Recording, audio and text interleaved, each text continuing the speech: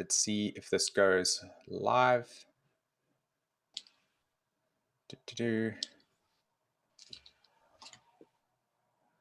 Okay, Zoom is setting up the meeting, so we'll just wait for that to go. Let me press this.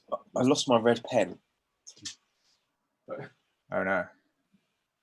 I've got it here. Okay.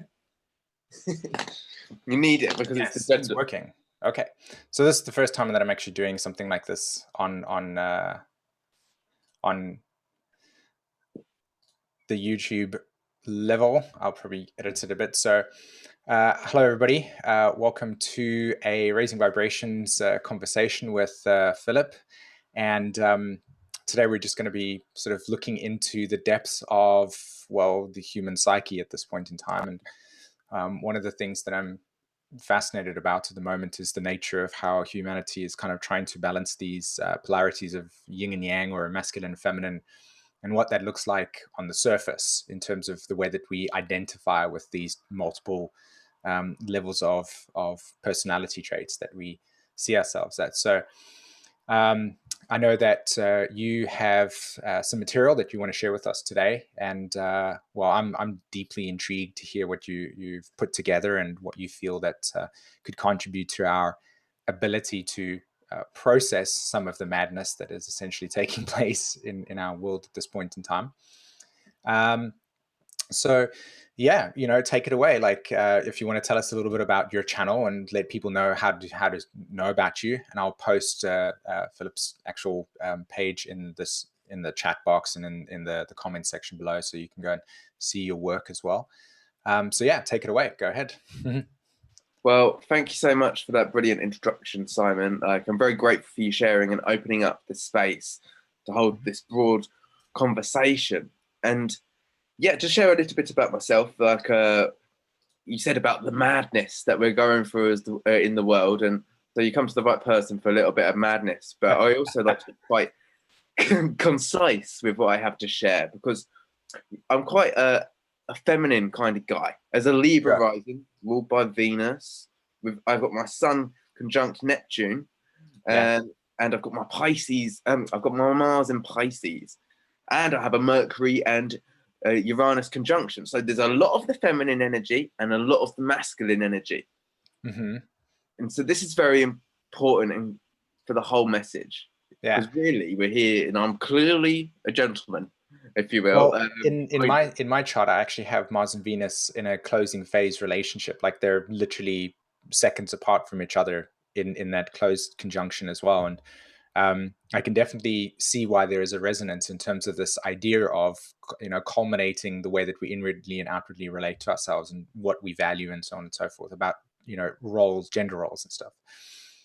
Yeah, you're flag bearer for this energy, because it's not every day that you have the conjunction of Mars and Venus. And in fact, we're building to one in a couple of weeks as this moon wanes in the beginning of Virgo. Is yours in Virgo? Yeah, it is.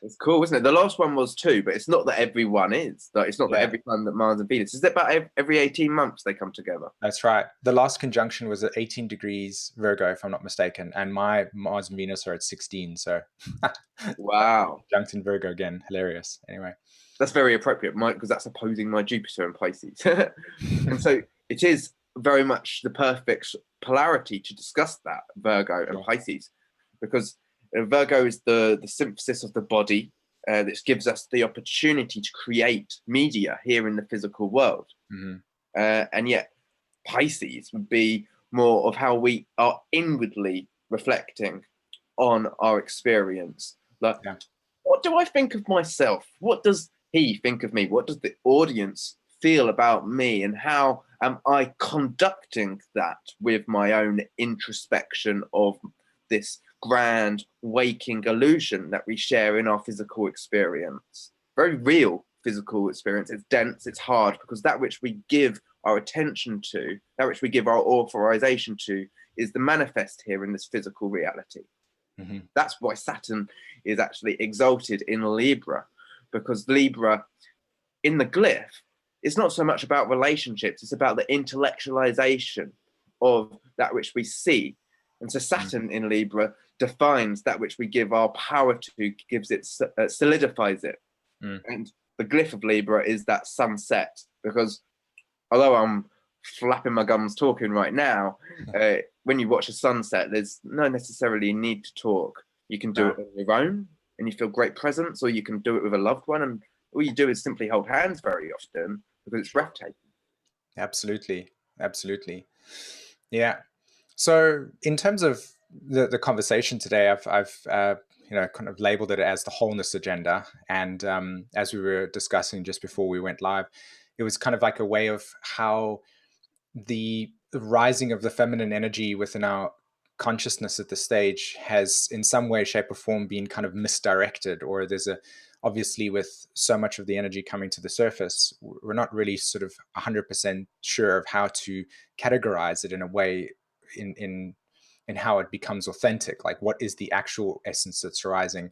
And a lot of distortion will come to the surface as well, which we need to process through. And that's kind of the madness that I perceive. But in terms of, I have a very a deep interest in the context of how these feminine masculine principles are, in a sense, trying to realign with themselves so that they have balance and equality within them.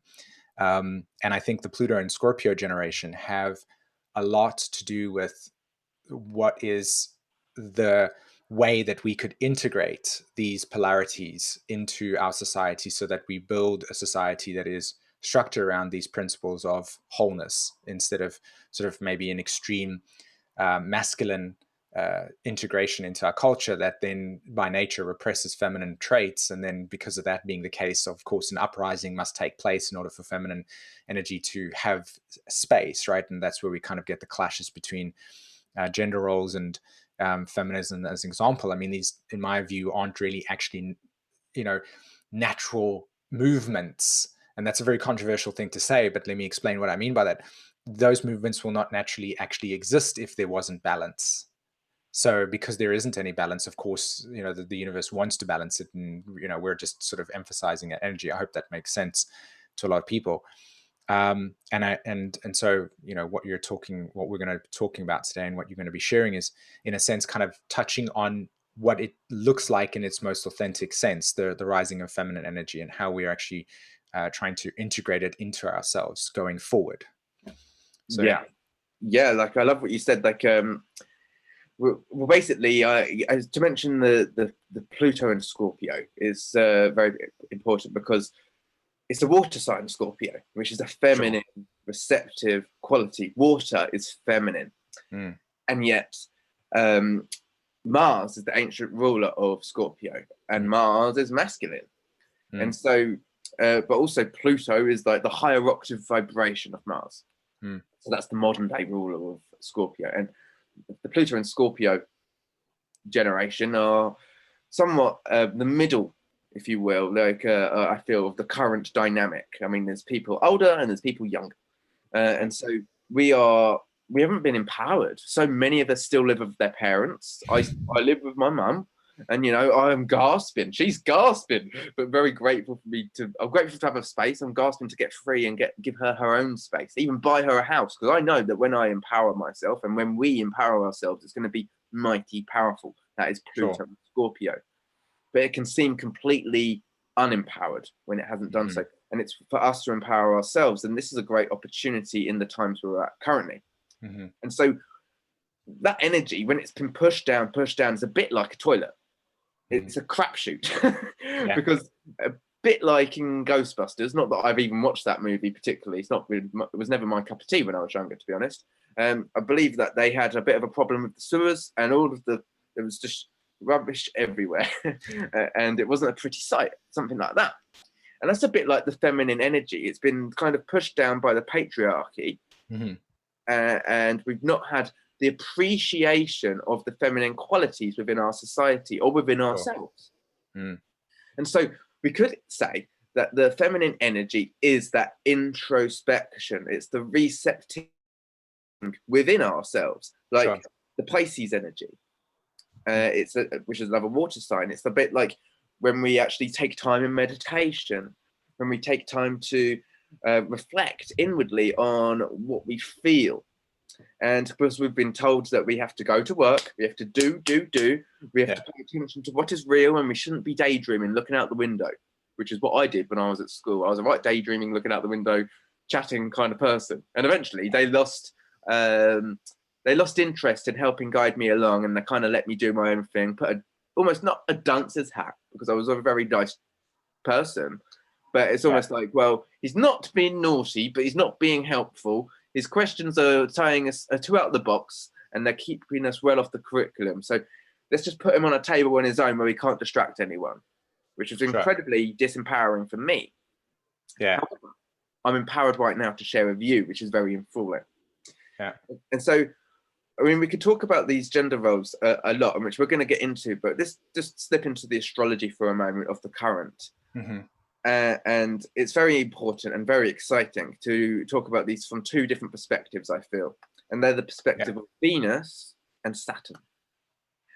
And so Venus has been the morning star phase of her experience. And we call her her, but really, I don't even believe she's a gender. I still say she because of the contextualization of the distribution of knowledge that I've learned through the books, and I always like to think of her as a he, or Venus as a she. See, get confused myself, but really there's a masculine side to Venus and there's a feminine side to Venus, and there's a masculine side to Mars and there's a feminine side to Mars, really, if we really want to define these correctly, in my opinion. Yeah. Because I've met a fair few female Aries people, and I've met a fair few male Taurus and Libra people. I mean, I'm one of them.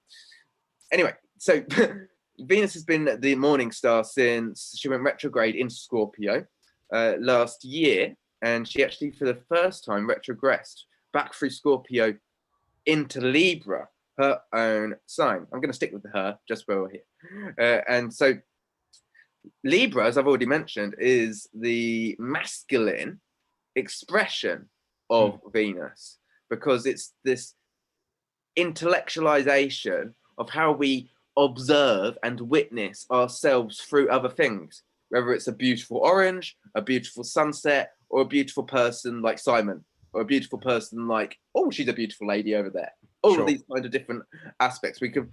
Libra is like a people watcher, or as I said earlier, the glyph. Some people say it's the scales. Another could say it's the sun setting or leaving our local environment. And so that's something you observe and you witness. And so this is our witnessing ourselves and what we perceive. Because sometimes we can think, oh, well, they don't respect me. That might not be the case. But if we're thinking it, then that's our perception. That's our intellectualization of it. And air is masculine. So let's just get these elements in order. Water and earth are feminine, and air and fire are masculine. Sure. Mm-hmm. And so this is very important.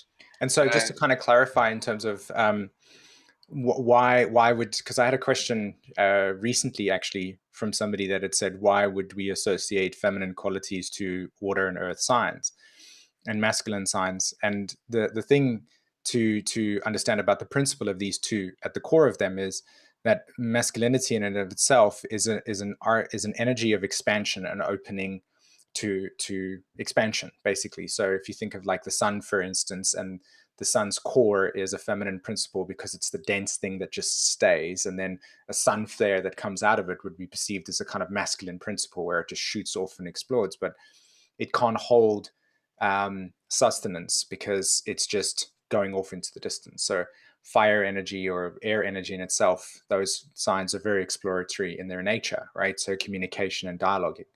Whereas feminine qualities within earth signs are digestion. It's about stillness. It's about not moving, no agenda, not necessarily in the process of progress, because that would be masculine, but holding things, right? So you would see the classic kind of description of Taurus, classic description is, Taurus people are stubborn in their process. They're not going to move. And well, that's just because the nature of the Taurus archetype is earth. So it's not, it doesn't have the agenda to multiply in terms of masculine principles in that way. So yeah, that's right. Those two, you can definitely kind of, categorize them for us to understand in those ways. Definitely. And so It's the receptive nature of the earth and water, and it's the leading and catchy fire and air. That's a catchy idea. I like that. Oh, that fire is just going to spread. Yeah. Whereas the earth is the clay which holds the water into a pond or into something like this. And yet, so you could actually say that it's the masculine energy, which is the plus. Not to say it's better than, but it adds things to things. Yes. And the feminine energy is relief. It subtracts. It takes things away. It takes away the pain. And yet the masculine kind of can give things. When you got too much food on my plate, oh, I've got to end up really full. Oh, I've been spending too much time building at work, too much time at work doing things.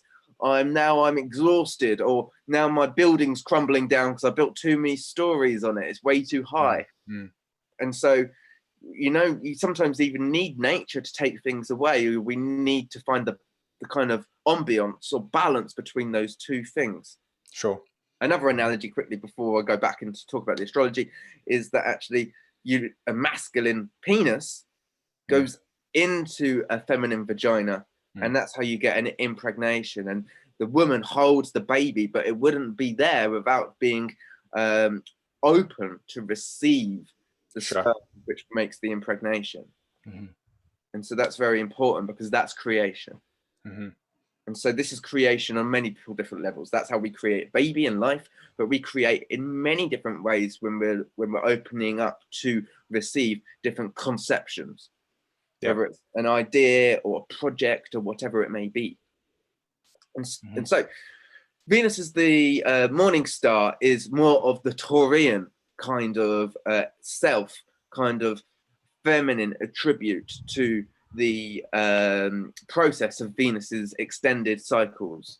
And Venus takes 8 years to do the whole dance around the whole plethora of different retrograde cycles. It actually creates a pentagram in the sky, or a rose in the sky, over the course of 18 years, retrogressing it's about every 16 months, or I believe, is it like that? And the next time it's going to be doing it is in the spring in Gemini. The last time was last autumn. So it's about every 18 months, something like that. And so it actually is a quincunx always from where it last did it, which is quintessential.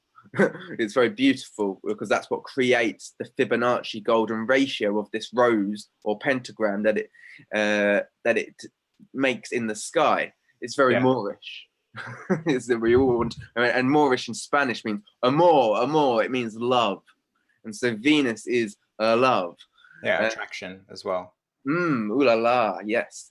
And so that's the self-value, it's self-worth, when we actually self-credit ourselves with what we are, of the worthiness of what which we have to share with ourselves and with other people.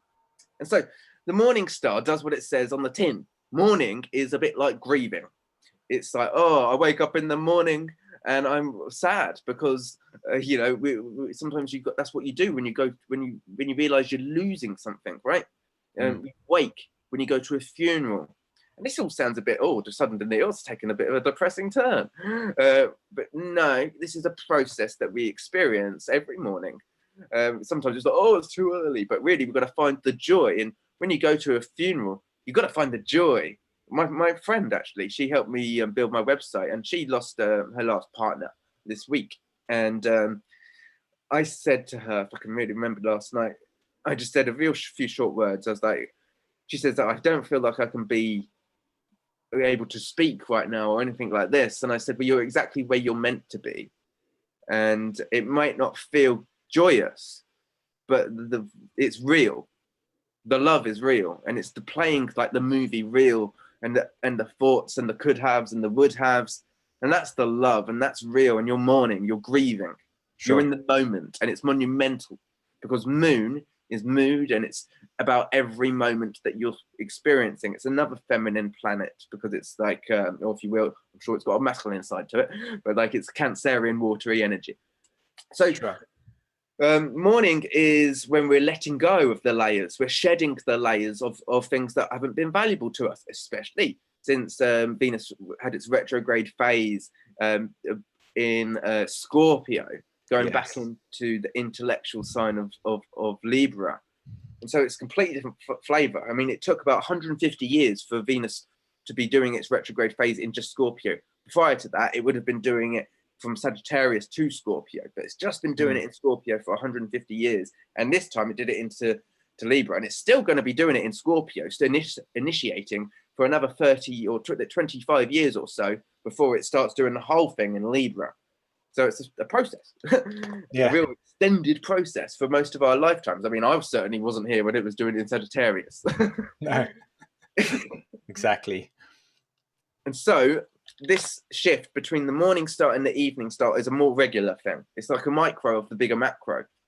And so we're actually had this week, the day before the full moon in Aquarius. This is a beautiful bit of the story that we are currently within, is that the sun made its conjunction with Venus.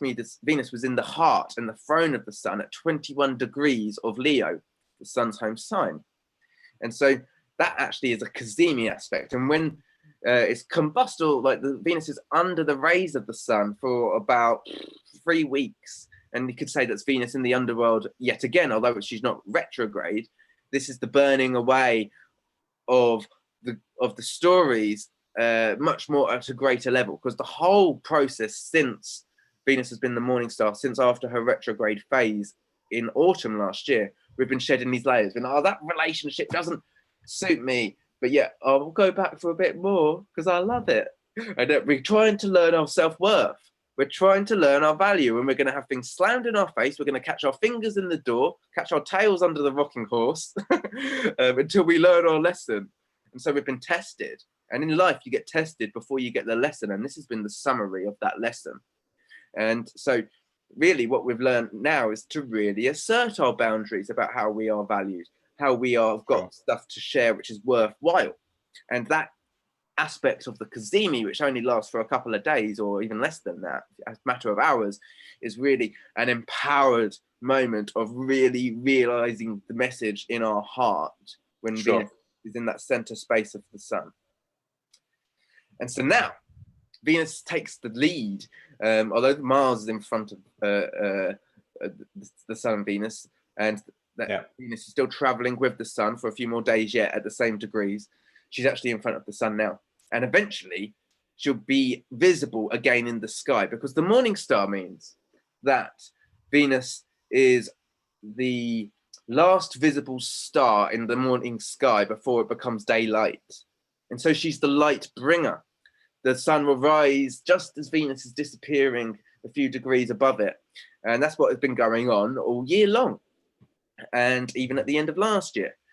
And now we can't see Venus in the sky. That's been going on since the beginning of the Cancer time. And towards the end of this Virgo time, towards the end of September, Venus will become visible again in the evening sky. Sure. And so that's the evening out. And that's Venus coming into the more Libran phase rather than the Taurian phase. It's because the evenings when you see the sunset, and so that's really when you start to see Venus in the evening sky. And so it brings us into greater balance. We're going to be balancing things out with regards to our intellectualization of our worth and value, instead of the inner how I am supporting myself by giving myself accreditation and standing up for myself and being strong and stable in my own self-support system. Now it's about being strong of mind and knowing that actually what I think is so powerful for my creation, for our creation. If we think that we are less than, then we will experience ourselves to be less than through our relationships. We will experience ourselves to be less than dignified within our experience, because that's what will be echoing back to us through our experience of others. However, if we have a strong stance on our value and our worth, then that's what we will be experiencing. And we can do that with our words, but most importantly, we do it with our thoughts, because Libra is about thinking. It's about having an astute observation, as soon as you start talking, you're really in Scorpio zone. Really, you pierce the veil, you're into the darkness, and and so you've gone into the matter. You've gone beyond the matter. You're in relationship. Then that's my opinion of it, at least. Sure. So So I'll pause for a moment. that would be really interesting to observe, because as you speak about Venus moving into its evening star phase, you know, at the moment, as we've just had this full moon in Aquarius, the Mars and Venus are in a closing phase cycle with each other. They've all just, Mars and Venus and the Sun have in the last 3 weeks all squared Uranus and Taurus. So they carry a kind of Uranian essence to them in terms of how they're closing their cycles up. And Mercury at the moment is currently squaring Uranus at this stage. So it seems that the cycles that are many cycles that are collapsing in on each other, and many cycles that are interacting with each other, are eventually leading us to a point in which we're going to re-establish and renegotiate what we feel the bargain is in relationships, based on this new sense of self-worth that we feel has been materializing and maturing over the last month or so, and of course continuing to eventually flower into our awareness when Venus goes into that morning star. So we're going to interact with people with these new values, and that's going to reshape us completely as well. You know, we're going to find more value in certain interactions, and we're probably going to find less value in other interactions, and through that way kind of learn to discern what is going to be healthy and nourishing to us and not. Very much so. And So it's very brilliant that actually we have, because all of that has happened since the last conjunction of Mars and Venus. Sure. And so that would have been, as we said, 18 degrees of Virgo, and it's happening again this time in the earlier degrees, about 6, 7, 8, something like that. I haven't actually looked exactly, but it's actually going to be in a trine aspect to Uranus in Taurus. And also, I didn't finish telling a little bit of the tale about that conjunction. This is really brilliant, and I must mention it. The conjunction of Venus and the heart of the Sun was an exact quincunx to Pluto retrograde in Capricorn at 21 degrees. Not only that, but the full moon that we had the day later was in Aquarius, opposed the conjunction of Mars, the Sun and Venus. But the full moon is ruled by Uranus, which is in Taurus, which is Venus's sign. So that is the shake-up about kind of going against the grain of maybe what we were familiar with. Sure. And so we're now kind of like finding a new way to relate to ourselves and our feminine qualities, whether you're masculine or feminine, and also the feminine as a whole, the females as a whole, and men as a whole. This is going to only become into greater foundation as Mars and Venus come together, as this waning cycle is closing out. And then we have the new moon just after that, I believe, in Virgo, which is also going to be in a trine to Uranus, which is retrograde as well. So it's all brilliant synthesis, divine orchestration. Yeah. So how does this all tie in with a kind of process of deeper layers of our collective history? And you know, you've done a video recently where you talked about Saturn and Pluto's conjunction, if I'm not mistaken, or the Capricorn, and you had discovered some really profound things about these cycles. Yes, the very exciting thing that's been going on is that we have had so many of our articulation for our astrology books, as I said, mentioned earlier, has been like Mars is the masculine, and yes, it is about the masculine energy, but it's not just considered a male, and Venus is the feminine. Well, that means that Saturn has actually been, and many of these deities have been put in a masculine role. Sure. Even Jupiter as well have been put as these masculine roles. The pictures in the art for centuries has depicted these deities in masculine stance. Like Kronos has been depicted as a man with a scythe, which is like the Plutonian role of Saturn before we knew of Pluto's existence per se. It would be that actually Saturn would take the role of the death or the end or the ceasing of things that would be, because he'd cut you away if things weren't going to be stable and weren't going to be sustained from them. A bit like a tower moment, if you will. It brings things down to the ground so that they can be stably built up again. Yeah. And yet, really, it's actually that I find that obviously we said that the Earth is a feminine quality, and so Saturn rules in ancient astrology both two signs, Uranus. I'm sorry, excuse me, Aquarius, where we just had this full moon, which is an air sign, so it's the masculine reflection of Saturn. Yes, very correct.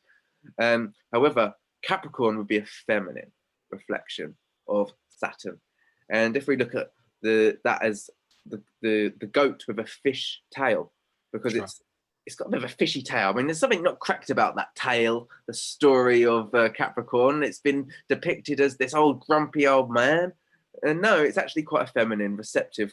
It should be, it can be.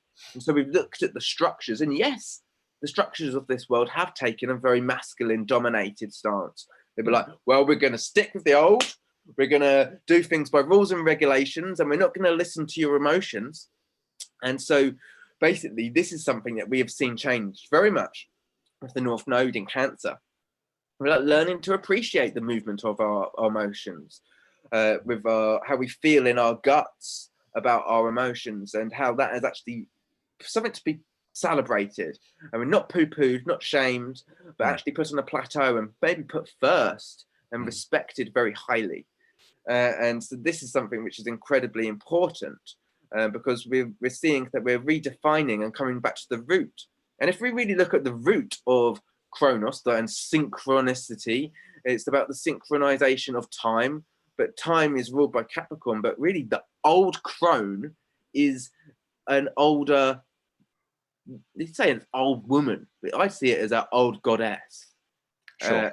And we're looking at the goddess qualities, the highest vibration we can muster for this Saturn, because Saturn is our friend. Saturn is a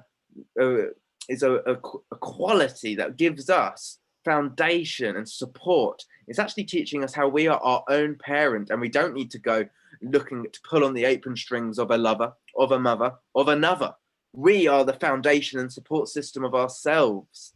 And so when we're externalizing our power and our authority, then we're going to be weak. We're going to feel less than, because we're not actually taking the ownership and giving our authorization to our own script and our own narrative. Sure. Absolutely. It's a very profound thing to begin embracing in terms of what Saturn's function is, not only in your birth chart, but also within how that forms as the collective structure pattern. Yeah. Yes, indeed. I'm a Capricorn sun myself, and as I said, like it's quite a feminine kind of thing. It's not, and I think that sometimes the suppression of the feminine energy has really left this kind of depressing kind of fog over the qualities of Capricorn and Saturn. It's a bit like, well, anything that's been repressed is not comfortable. It's got to pile up. And it's a bit like the compost heap. I mean, there's plenty of nutrients in the darkness.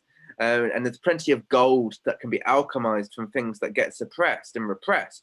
But really, once we turn it over and we celebrate this energy and redefine it, then we see that its qualities are given the light of day, or that actually we're able to work with these qualities.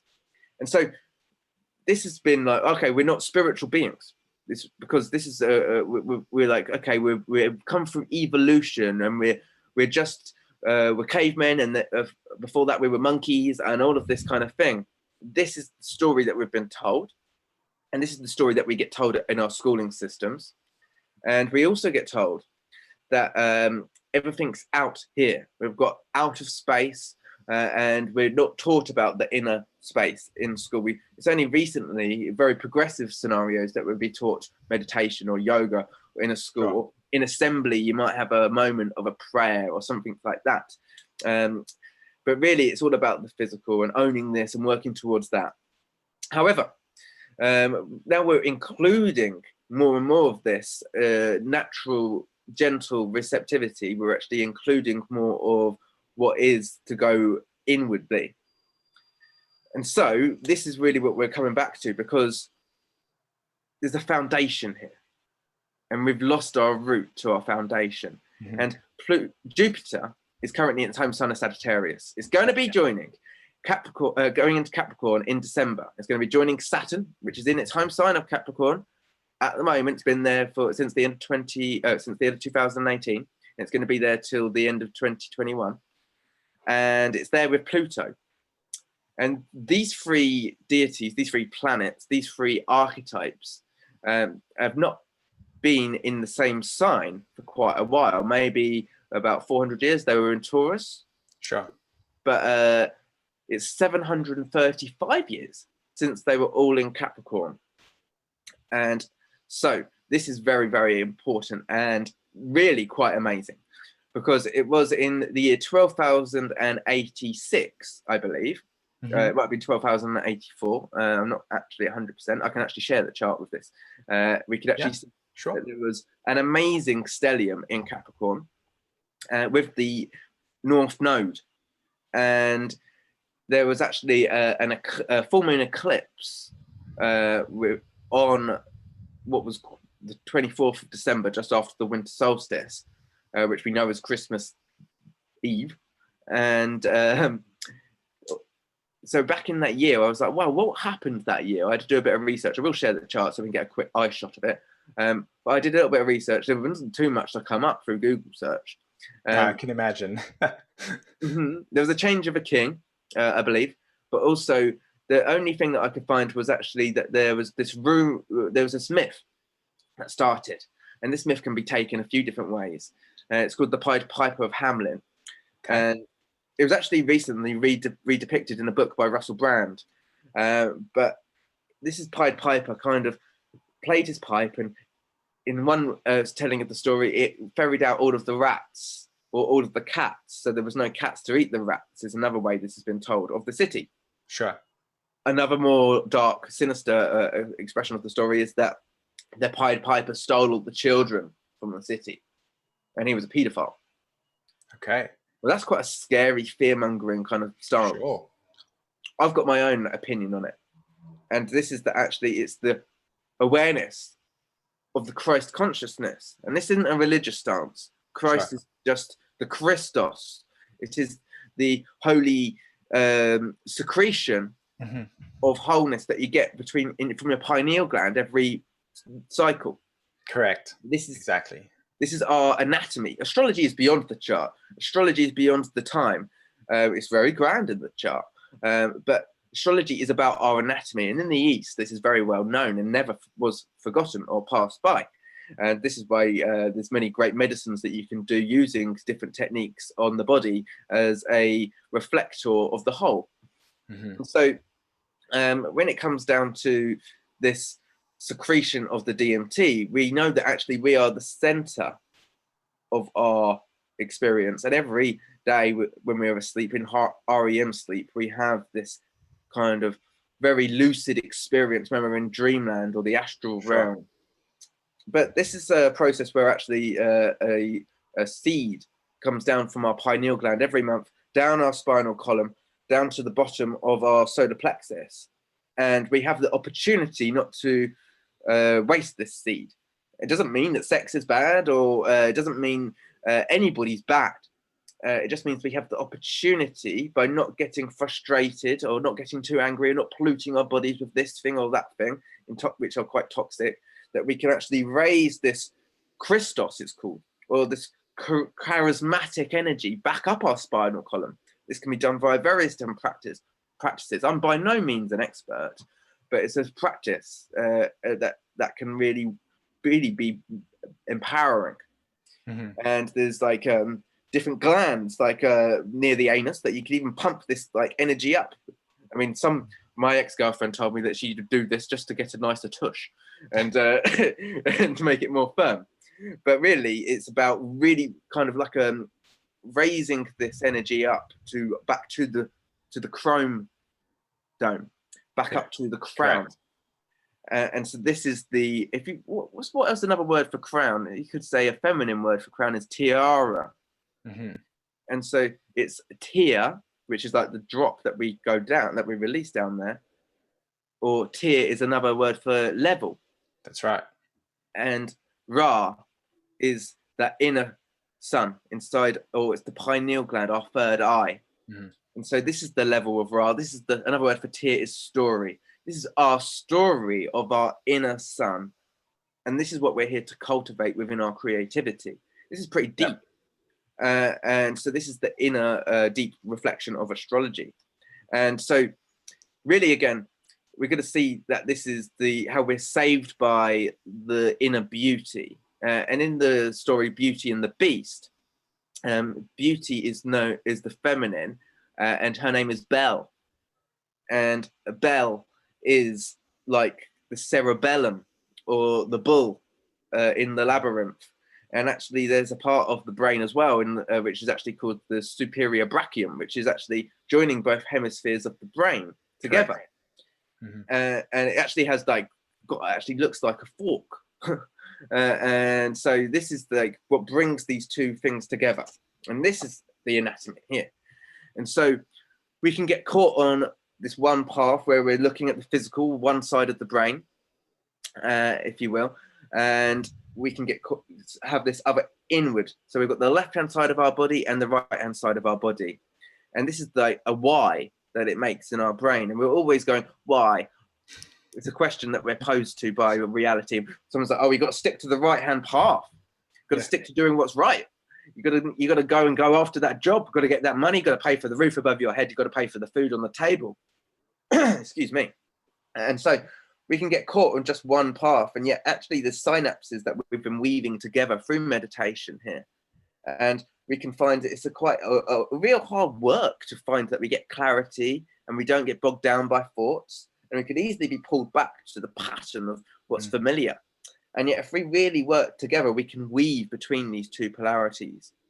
And we've been doing this a lot. We've been tested, you and I.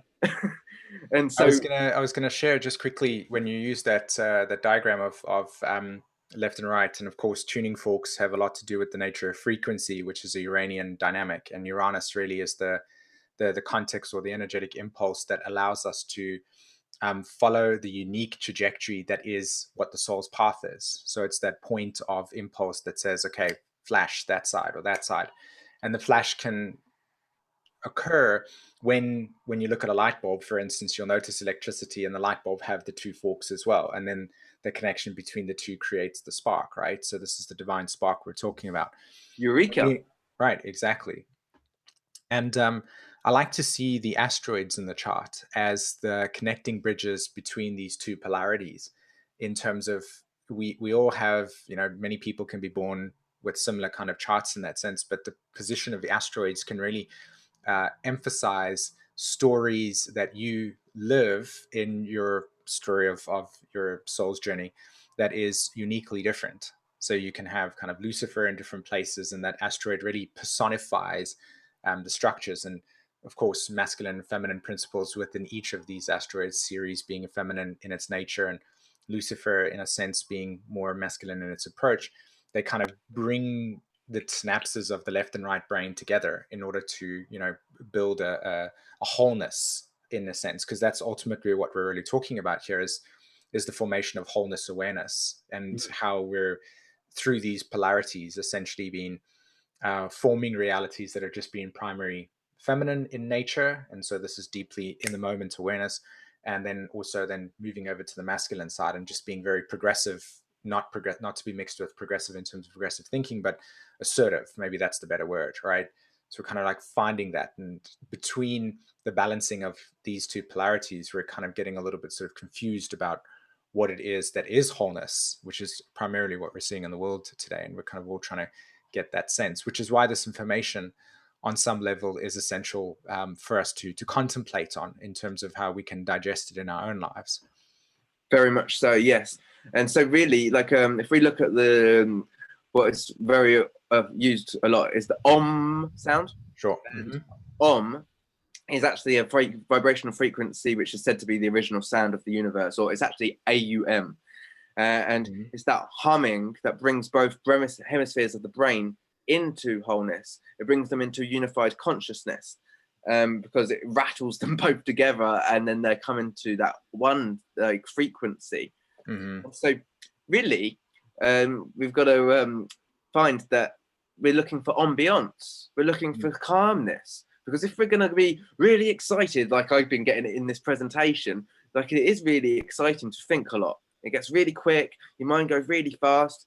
But when you come into meditation, you're much more slow and you've got a different brainwave state. And so really what we're looking in our experience to find is an ambiance or a bounce between the and the waking experience, because we don't just want to meditate sitting on a mountain and lose all of our manifestation. And this is again is like the south node and the north node. South node is K2, and it is where we are storing so much knowledge, and we're able to take a much more spiritual stance on things. And the north node is where we're going after more physical attributes, Rahu, and so it's the head and tail of the dragon, and this kinds of things. But that's another story. But it's about having the tail of the dragon eat the head, eat the tail of the dragon. And that's the wholeness that we've missed a little bit. That's the cable that is the wholeness linked together. Anyway, you mentioned Lucifer. Lucifer is another name for the morning star as well. Lucifer is the light bringer, and these in the sky diamonds. A bit more biology for us. We can even say that our eye. This is. I could just use this. We can say this is our eye inwardly and our eyeball. And so this is an eyeball, and we've got a pupil in the middle of it, and the pupil's dark, and yet the dark is what attracts the light through our experience. And actually, the way that this works, if you actually look at the official glyph for this, it is called a Luciferian symbol, because it's the eye which attracts the light inwardly. It's the pupil which is always learning and studying the light, and the light can be quite elusive. Lucifer. And so it's very nice. But like really, we have, as we're coming into the other side of Venus's qualities now. Anyway, I have a picture of what we're familiarly known as a astrology chart. It's just one circle, right? And so here would be the beginning of the chart where the ascendant is. This is the horizon, and this would be considered Aries, right? We have the Aries. If you just move up the picture a little bit more so we can check it. Yeah. Cool. Okay. Yes, perfect. We'd have Aries, Taurus, and then Gemini, and then we'd have traditionally, if it was going around like this, and then we'd have Cancer, and we'd have Leo and Virgo. So that's normally how a chart would work. But really, if we look at it like this way, we can see that Aries is here, and this is where the sun rises, and the sun will go up. That's right. Oh, we seem to have lost you there for a moment. So it looks like Philip's internet connection is just disconnected for a while. So we'll see if we can try and get him back as soon as possible. Just for the context of this conversation today, does just like go into the chat, does this resonate with anybody in terms of what Daniel Phillips sharing, and does it bring any sort of value to the context of how you're understanding astrology at a more esoteric and deeper level, I suppose, in that sense? Yeah, there he is. He's just disappeared. He'll be joining us fairly shortly. Yeah, so just if you feel that you want to just write in the comments, just let us know and respond to that. Okay, there we go. Okay. Go. I appreciate your patience. Thank you for that.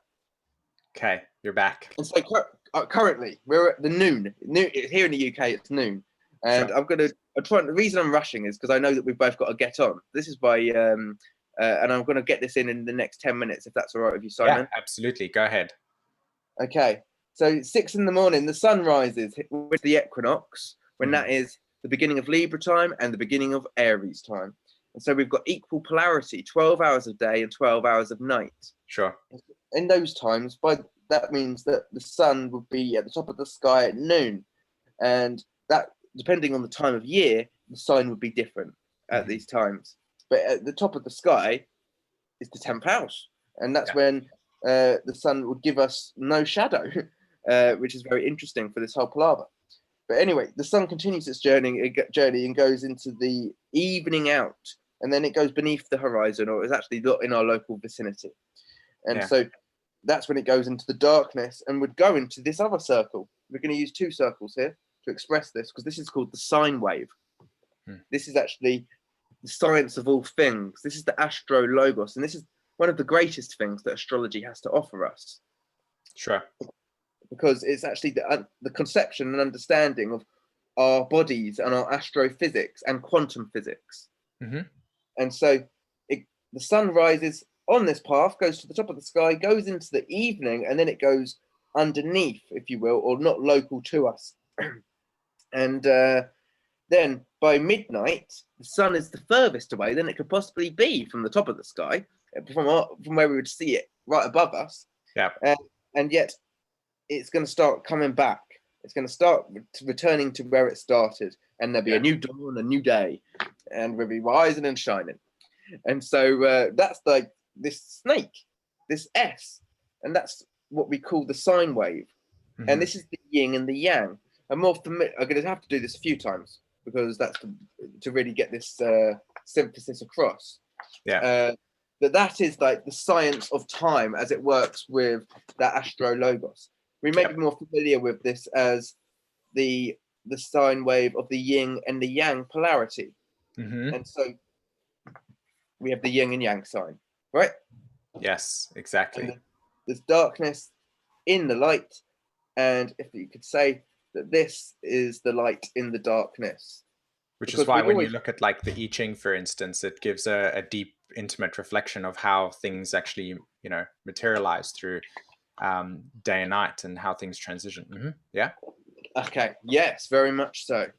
And so I'm going to draw this much more clearly this time, and this is the greatest bit, if you will, of most excitement, because we may be familiar with a toroidal field, right? Yep.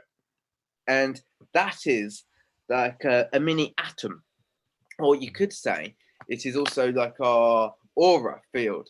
And it's in that toroidal field. We may have been familiar with many different pictures in of like our chakras. And so this is what I'm going to be drawing now. And it's very beautiful, I must say, because this science is divine and perfect. It can't be broken because it is so perfect. It is actually so accurate in the map of all things, micro and macro, whether it's our anatomy or even the structure of cells. And so here we are with this again. This is actually doesn't look so much like a zodiac anymore, but a zodiac is an astrology chart. And as we say, we've got this sine wave, and the zodiac means the zoo of archetypes because it contains all things. And so if this is an atom, we've got trillions of these, apparently, maybe even more, that make up our bodies. I mean, I've not counted them. But like, so if this is actually, each one of them could be containing a story, like I'm not good enough, or I am this, or I am that. And if we notice there's this I am, some of them make us feel like a little I am, some of us make them feel like a big I am. And it depends whether we've bought into something that we've been told and dictated from outside of ourselves, which is very often a lot of the case, something that can make us feel disease, discomfort, or, you know, not self. It can be nonsensical. Sure. And these things get hard and they can make us get ill. And so really what we're learning to do is with the moon teaches so well. All of these things teach us so well because they're right there before us. Just we haven't had the metaphysics and the conception to really buy into the grace that's being showed and displayed. Yeah. And the moon doesn't stop moving. And so it's monumentous. And if we're able to be moved by our own emotions, then we're not going to hold on to them and find that we're holding on to old stories that get caught up in each one of our cells.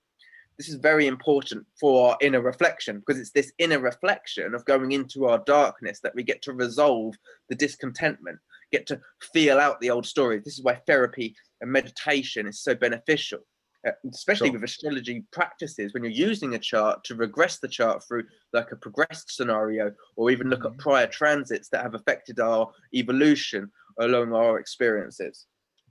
So this is when all of this claptrap sounds actually more potent, maybe, because a lot of this has been told that it's just a load of rubbish in academic circles. I have found poo-pooed and pushed away. However, if we're coming into greater resonance, then actually we find there's a very familiar shape here. This shape I'm going to draw in another color. And this is a representation of Chiron. I've seen Chiron depicted not just as the centaur, which is half horse, half god or human being. Sure. And the human being is such a palaver, because the human being part of it is actually representing the fire and the air, and the horse part is representing the earth and the water. The beast part is actually representing the physical body, this contraption I'm in. And so it's not beastly, it's quite beautiful, it's a lovely instrument, and without it wouldn't be able to create, certainly wouldn't be able to draw this.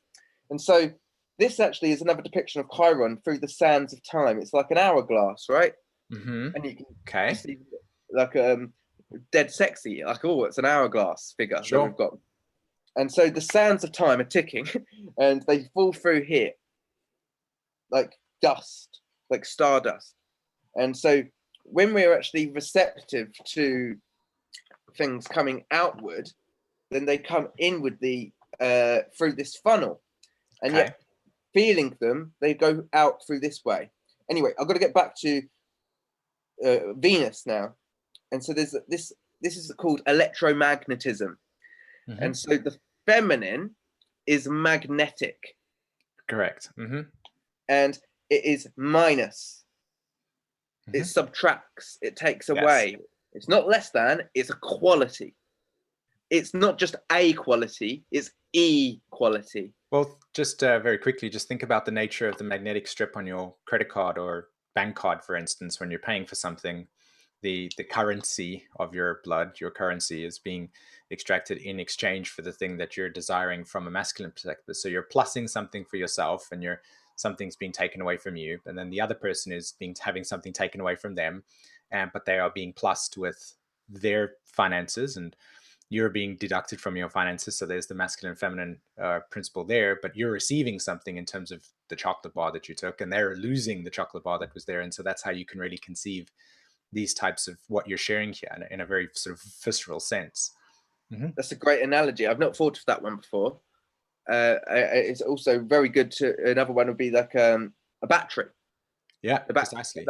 That you put back into like a television remote or anything. Television remote where you got the old school Duracell batteries with a plus and a negative.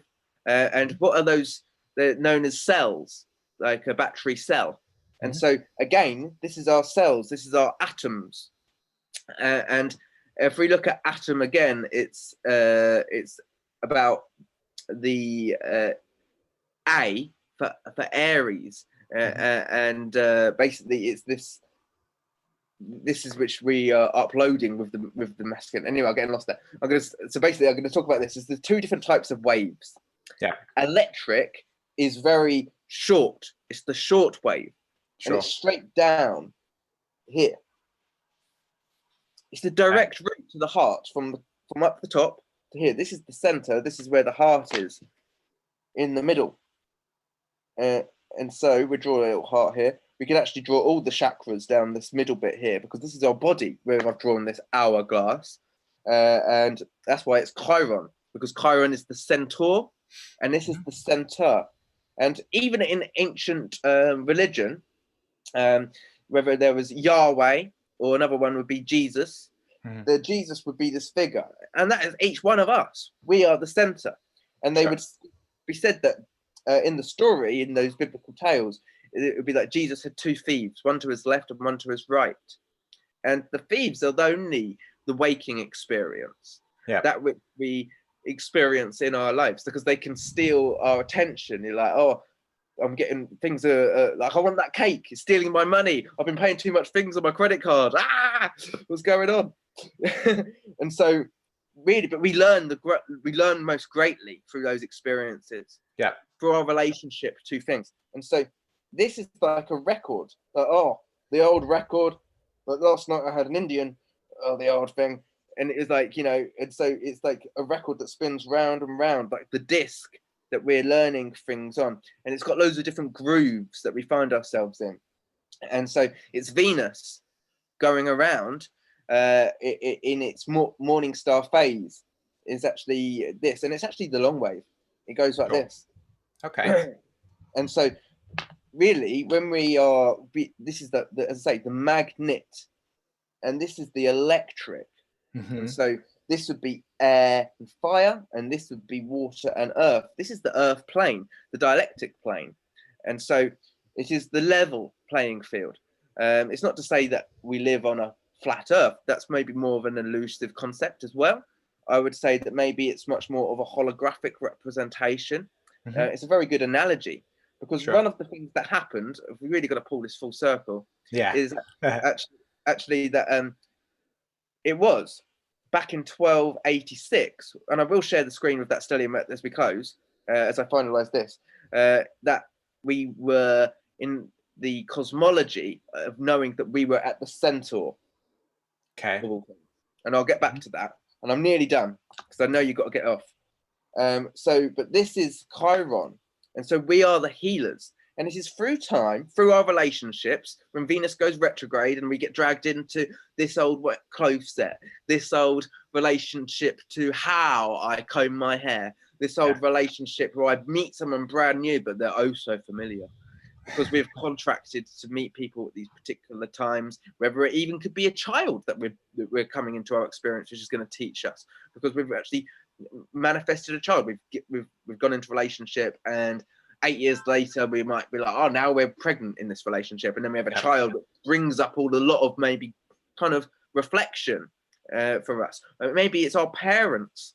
These multiple different relationships we experience through the long waves of time that we've got to be grateful for as we learn with great patience and honor. And yet there is a rose that comes from the loud noise of time, and we get arisen, we stand up in time. Like if this is a rose, it stood up through time, but we have to pull out the thorns from the rose that may get stuck in our mouths, like Casanovas when we're getting lovesick and holding the rose in our mouths. Have I got anything else to mention? Because I could talk about this for about another hour, but like, have you got any questions with regards to this that I can bring greater synthesis on? No, to be honest, I think that what you've shared so far has been deeply profound. I do agree that this conversation can go on for 1,000 years and deeply enrich people's lives. In a sense, how would you sort of relate this back to the way that the astrology chart is a reflection of that story, potentially, in terms of why we use astrology charts as a way to try to, because what we're sharing over there, when I was exploring this a while back, was that is the kind of spiritual metaphysical principle behind our existence as a human being at its most sort of optimal place, because a lot of people in very poor or parts of the world that have been affected by colonization, as an example, wouldn't necessarily have the capacity to actually access these things or live a way like that. So in our kind of world where we can sort of explore these things and really digest it, how does that then come back to what the astrology chart is representing in terms of that story? Do you understand what I mean by that? Because that's what I found to How can we make it practical and use it? Yes, exactly. But basically, so that's us.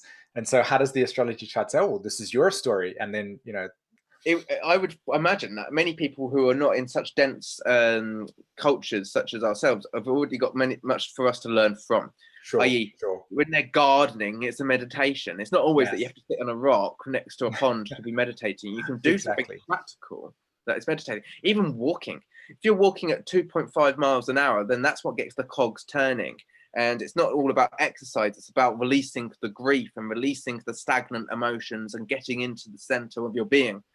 And so there's so many different ways that you can do that. It's through art, it's through it's everybody's their own, even it's a bit like everyone's own zone. It can even be done through lovemaking. There's so many different ways that it can be done. It's about the person when they find themselves in that zone. And yet, if we've not been following our qualities or our pleasure or our joy, and we're just going to work for some other authority, then actually it's quite hard for us to find that. And yet it can be a real process. I mean, if we've got to pay bills, if we've got to put dinner on the table, it's really tough. to do that. Sometimes it even takes taking a leap of faith, which can be quite scary. But it's not about, sometimes it's about facing that fear, because out here we call it the atmosphere, and so it's the projection of all of our things that we push down and not put our attention on. But sometimes when we walk towards what is atmosphere, the universe will give us a really good round of applause because we've actually managed to walk towards what is so tormenting, and we're going to be supported. We are always supported. It is just the outside media which will cause us to feel like that's not the case. So turn off the television, really. Is a grand suggestion. Maybe even not watch too many movies as well. I don't know the last time I've watched a movie, because they've all got their own kind of theatre trick going on, and they've all got their own movie reel. And we are the real theatrics. We are really the drama and the play in ourselves. And so going back to that creation of the ambience between this physical reality and the inner reality, we're here to create our own art, make our own movie, whether that's writing a book or whether that's doing some gardening or whatever it is. It's these practices that allow us to find that we're bouncing between the physical reality and bouncing between our inner reality. And that is going into the dark, the feminine, the negative. And this is where some people would say that it's not so, this is a bit of food for thought and medicine, but also then going into the physical. But you can't just keep building with physical all the time, because you get too many stories. You need to come into the sanctuary of the self, which is the quality of the feminine, so you can have the dissolving and the taking away.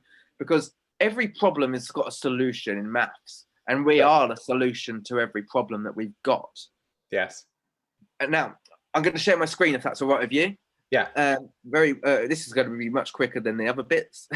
And I feel like because it's exciting to be here sharing space with you, I actually do find I actually express this much more concisely on my own. But I love to share. It's because of the excitement that I've been buzzing that I'm sharing with you and your fantastic audience, that maybe it's a bit more hickledy-pickledy. But all we can do is show up and practice. This is my greatest excitement. So I really appreciate the opportunity, Simon. Let's see if, oh, there we go. Okay, it's visible on YouTube, so everybody can see that.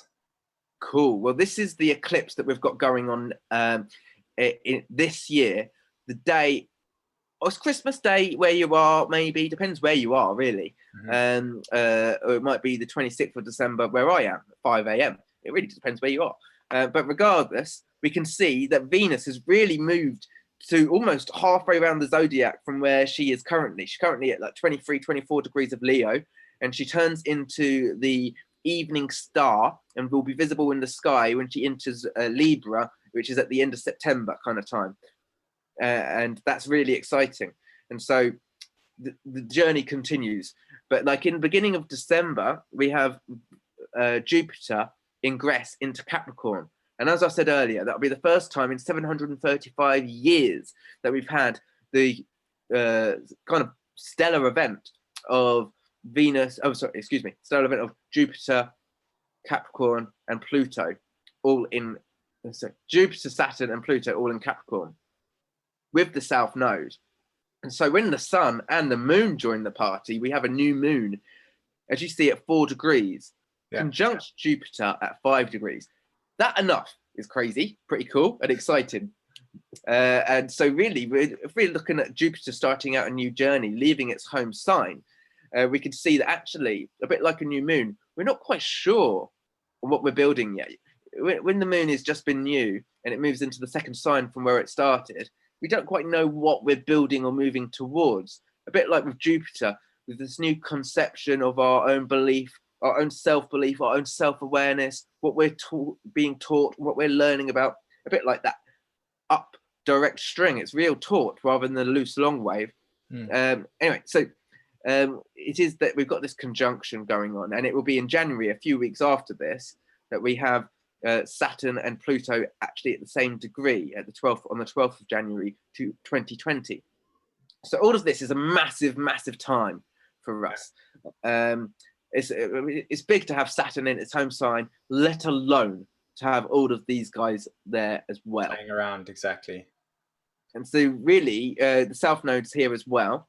And so we're letting go of the structure of many of the belief systems that do not serve us anymore. We're having a transformation of the template. If we can actually see each of the planets as temples and templates within our chakra system, they are the original seeds, and we are here to clean these seeds because we are the healers of time, Chiron.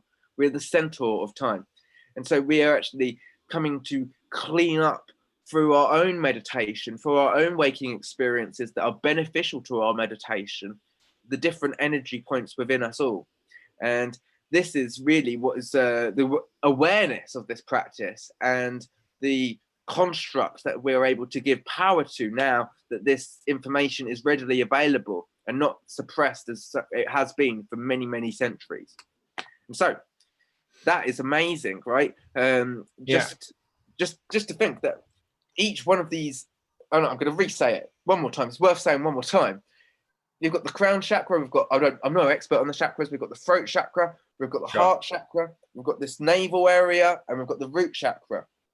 And yet each of them are seeds or gardens. Each of them are cosmic templates with their own story. You could even say they're different planets, they're different realms, they're different planes, they're different levels of our consciousness and our awareness. And so we can put our attention on each one of them. We can bounce between them all. They're in our solar plexus because we are the heart and the guardians of the galaxy, the guardians of the solar system. And so we are opening up the gate to a different perception on the template of time. And our body is the temple, which manages to access all of these different stories. We are the root, and it's our awareness, which is the navigator. Well, I like that, and to kind of put this into another way, and to add to what you're talking about. These some people's information is coming on the screen over there, so just put that aside. But if you look at just very, very briefly, all of the conjunctions, all of the things that are taking place at the end of the year in Capricorn, this is a kind of reorientation. It's a reorientation to the direction that it is that we wish to take ourselves in, a re-identity in that way. And all of these energies will be creating or be forcing an impulse in which the restructuring of how we understand and perceive ourselves will take place. And that's it. It's the reorientation to the sense of self. And the awakening of these multiple layers within ourselves is what I feel and sense is an important level of inspiration that's coming from your field at this point in time. Yes. So, yeah. I will share this, and then I have a nice bit to close on, which resonates with what you just said, for sure. Okay. And so it was, as I said, 735 years ago, which was not to say that we had it all together then, but we had a lot more of the pieces of the puzzle with regards to our central awareness and the system that we were working within. Copernicus was a very great theologian, astrologer of the times back in the 1300s. We call it the 1300s for some reason, but there you go. And so look at this stellium in Capricorn. 1, 2, 3, 4, 5, 6, 7, 8 with the South Node, is it? Goodness. The North Node. Yeah. 1, 2, 3, 4, 5, 6, 7, 8. Yes, that's the 8 points in Capricorn. There's so many points in Capricorn that they're falling over the sides of this chart. And so that's quite phenomenal. Not only that, but the aspects that are being made in this chart as well, we really should get rid of that ascendant because that's irrelevant.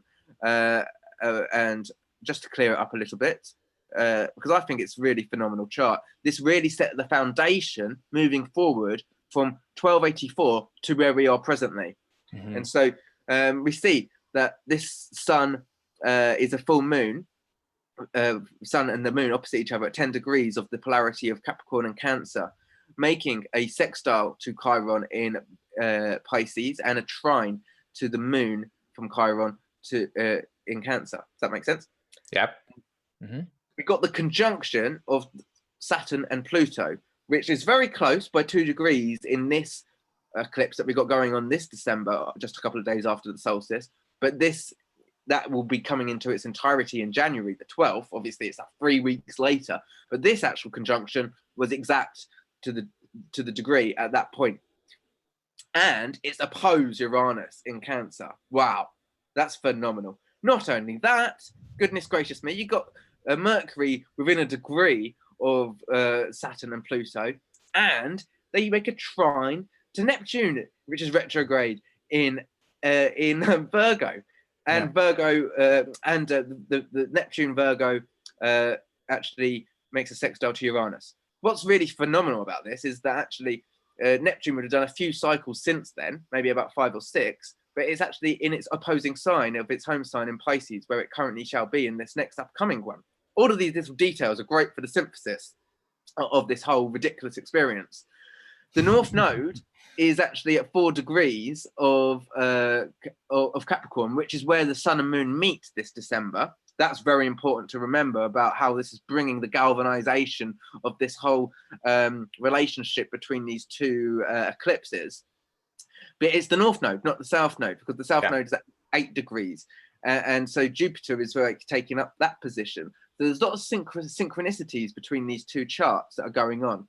And Absolutely. It is a new moon that we're experiencing this time rather than a full moon.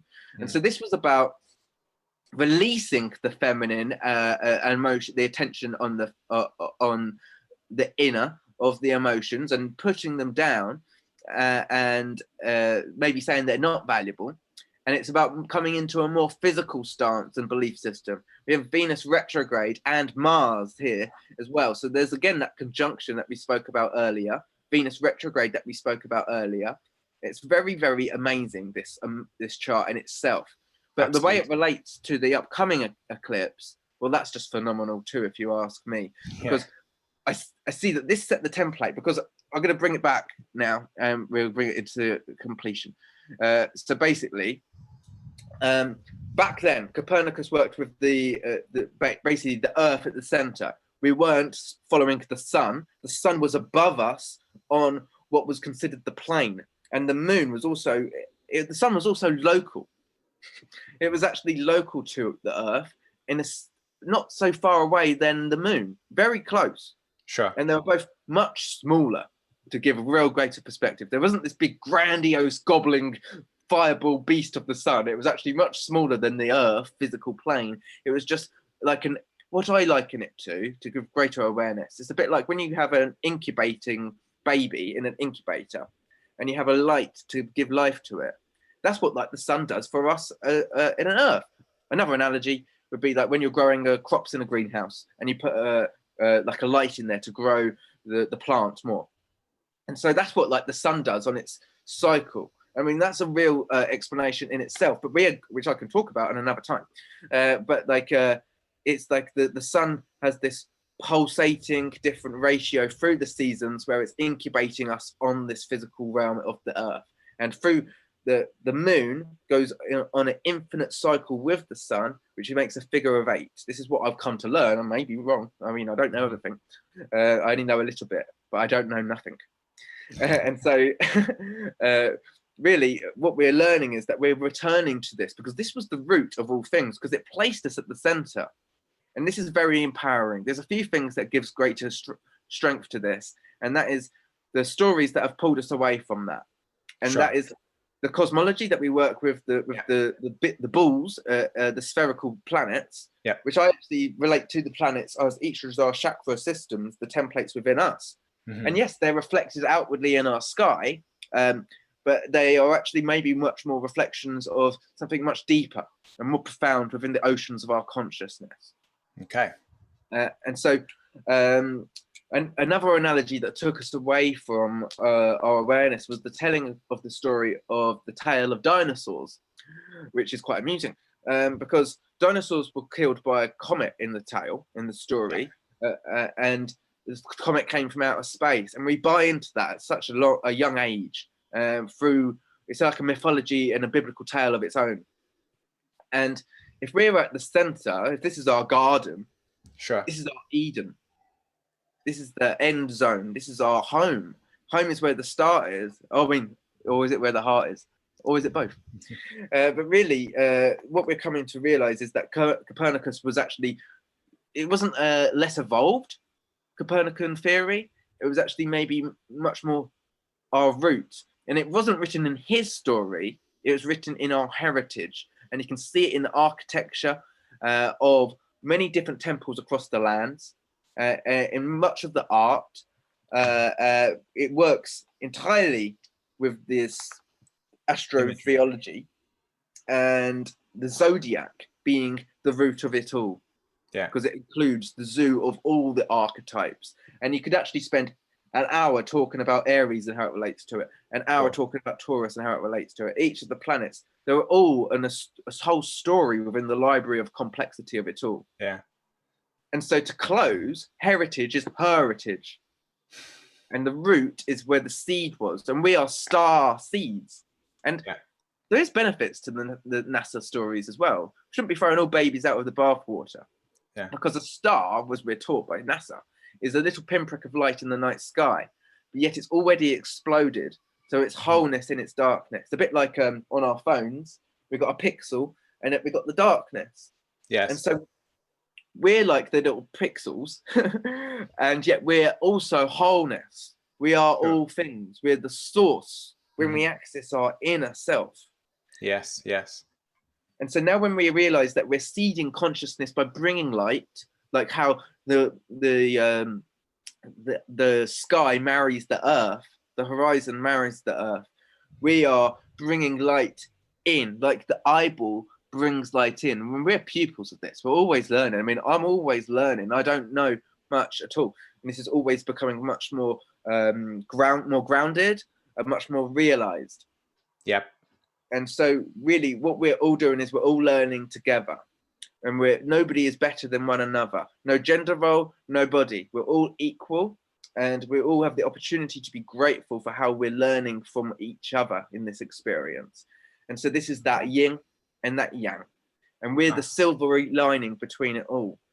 A bit like the silver screen. We could work behind it when we're in meditation, put it on the different reels from our contemplation, or we could sit there and eat the popcorn and enjoy the fruits of our labors when we're out here in our creativity as well.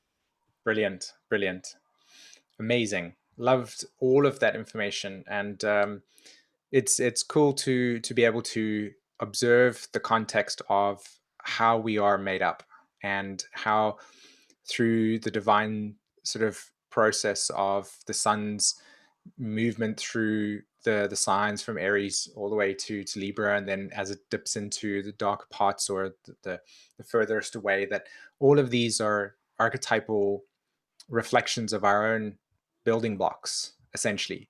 And the astrology reflects the sort of makeup of what that looks like for us, and how we can perceive the pixels of our own story, and how the feminine and masculine quality traits are represented within us, and how these symbols through the times, which you've showed with both of the conjunctions taking place at the end of this year, and the one that was happening in 1291, I think, or 1286. 1286. I think. Right. And you noticed how the nodes are in different positions, and you talked about the context of how these polarities went into repression, and now how they're kind of sort of coming back out. And we're finding a necessity for balance and integration, it seems. And there was a question that was being asked, how do we actually take this energy that's coming right now and work with it going forward? And I would say that it's all about the integration of our inner space, and then kind of from there being the center. And that's why, like in the conversation, I think in the chat, the same person, Bobo, you were talking about human design, and that's also a dynamic that's come into our field that allows us to understand our inner sense of identity, so that we can navigate the world, or in how you expressed it, the sort of atmosphere of the outer sense. So yeah. I've got. I really. I know we've got to go, but like Atmos. So there's a few more things that we could say. So this is the philosophy, right? Sure. And so philosophy starts with P, and my name's Philip, and so P is what creates a picture, and a bit like this is a picture of water. A picture makes 1,000 words. Exactly. And because it holds consciousness, water holds consciousness. So the imagery that's created with a little picture or a little prick or penis can make a whole life. Yeah. And because it dies, like if you put a little drop of ink into a solution, it floods out. So this information is spreading rapidly and fastly, and it can be a little bit overbearing at times. So what we do is actually, the proof is in the pudding of the overwhelming nature of it. Because when we find that we're actually take a step back from what can seem like it's overbearing, or like, oh, this is taking me away from everything I've known, then what we do is we go within, or we find something which is a practice which brings us into calm, whether it's sewing. This is what the ancients would do. This is what Chiron is about, the weave between the physical and the inner. And so this is, people would weave baskets, people would sew. You go out and you go in, and you make the stitches through time. And this is what's healing the wounds. This is how you bring it all together. And so the other half of Philosophia, Sophia is the inner dark goddess, is the feminine quality. It's like, almost could be said, it's the Lilith energy as well. It's like what's been held down and suppressed. And so it's the atmosphere. And so the Sophia in the atmosphere is really the medicine. And so we make our own atmosphere when we come into our own tranquility. Exactly. That's a beautiful way to end that. Very, very poetic, very, very deep. And ultimately, the point of the conversation is that integration and wholeness is through realizing the awareness of the self, which is the sun in that sense, and the moon, or the reflection of our inner feminine quality or trait, or like you said, Sophia, in that sense. I really just say one very important last thing. Last bit, I promise. Because we went to finish. This is how much of a gentleman Simon is, but if your audience, I know you're familiar with him and you already subscribe to his channel. He's a brilliant man. But he said he wanted to go at 15:15, and we've been going for an extra 45 minutes, which I really appreciate. That's how much he values me, and how much he values this information, and how much he values you, the audience, for receiving this quality. And so I really much appreciate that, Simon. But the last thing is, we're in Leo season, right? We're back to the present. And this is where all the good things happen, in the present, no matter what season we're in, no matter where the sun is. But the sun is this outer light that we've been talking about, like the star. And we're all stars, whether we're talking about the explosion of one or the wholeness of one. But opposite to Leo season is Aquarius season, ruled by Uranus in the modern day astrology. And Uranus is that crown chakra. It's also our calves, like Aquarius. It's how we leap out of time and we jump forward, hop, skip, and a jump. We connect with our community, and together we collaborate. And yet, it is this Leo season, which is synonymous with the archetype of Samson, the long hair of the sun's long rays, the empowerment of the consciousness that we pick up through the air, through our creativity, through the inspiration of our masculinity at that time. And yet, opposite to that, in this myth, Samson's hair was cut by Delilah. In Aquarius, Samson's hair was cut, so the rays of the sun in the middle of the winter, depending on where you are, would regrow long and bountiful. And so when we go in, we get the more bountiful reflection. And it's a bit like another theory, not just this, because all theories are very beneficial. And so they've got the flat earth theory, we've got the Nasserian theory, if you will, NASA theories, but there was also the hollow earth theory, which is about going inwardly. And in that theory, there was this inner sun, this inner blue crystal. Sure. And that's like the electric inner blue crystal of our own pineal gland again. That's that Uranian crown chakra. And so this is the crowning of a new era. Just like when we're born, we crown ourselves. And so we realized that actually this information was stored away for oligarchs, for people on thrones. And throne is just another word for north. And the north is the polarity of the heart. And so this is when we realize that we are all royal, we're all regal, and actually we're all being reborn, like crowning. When we come out of our mothers, we're actually being reborn and realizing that we can all come to this new template of our own awareness. Wow. Super cool. Wow. That's pretty nice to be able to bring to the conversation in terms of seeing how astrology is a representation of the human spiritual awakening, at least the archetypal language, at least.